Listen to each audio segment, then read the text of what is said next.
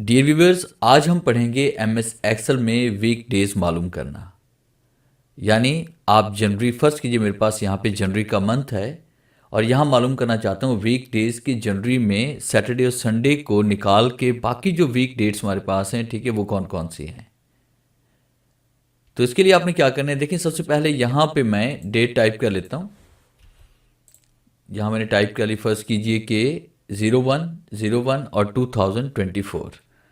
अब यहाँ पे मेरे पास 01/01/2024 को कौन सा दिन बनेगा, इसके लिए हम क्या करेंगे, यहाँ पे एक फॉर्मूला टाइप कर लेते हैं टेक्स्ट का और यहाँ पे हम रेफरेंस दे देते हैं ये वाली, और उसके बाद कॉमा टाइप करेंगे। इन्वर्ट कॉमा में अपने 4 मरतबा डी डी डी टाइप करना है। इन्वर्ट कॉमा क्लोज करेंगे, ब्रैकेट क्लोज करेंगे, एंटर प्रेस करेंगे तो मंडे हमारे पास आ रहा है।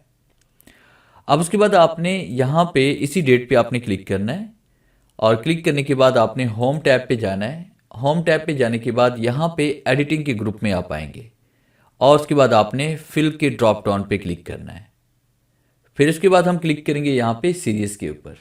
आपके सामने सीरीज़ का ये डायलॉग बॉक्स ओपन होगा और यहाँ पे हमें सीरीज़ चाहिए कॉलम के अंदर।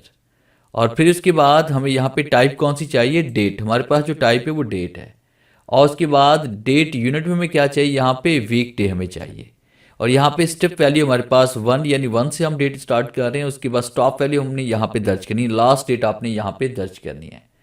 आपने ये देखना है कि आपके कंप्यूटर के अंदर फॉर्मेटिंग कौन सी है। जैसे मेरे पास यहाँ पे फर्स्ट मंथ आ रहा है, फिर इसके बाद यहाँ पे डेट आ रही है, फिर ये आ रहा है।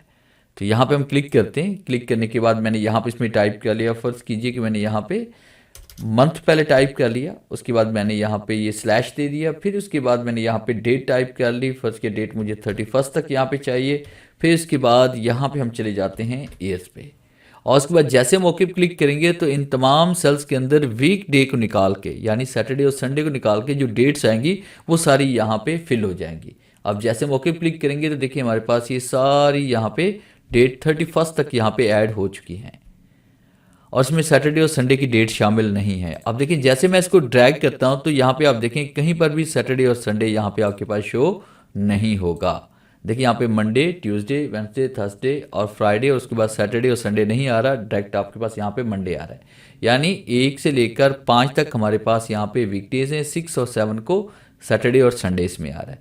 तो इस तरह से बड़ी आसानी के साथ वीकडेज को आप निकाल सकते हैं एमएस एक्सेल के अंदर। तो ये था मेरा आज का लेक्चर, जिससे मैंने आपको पढ़ाया कि एमएस एक्सेल में आप वीकडेज किस तरह से मालूम कर सकते हैं।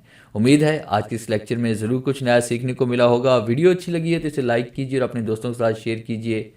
मिलते हैं हम नेक्स्ट लेक्चर में, तब तक के लिए गुड बाय।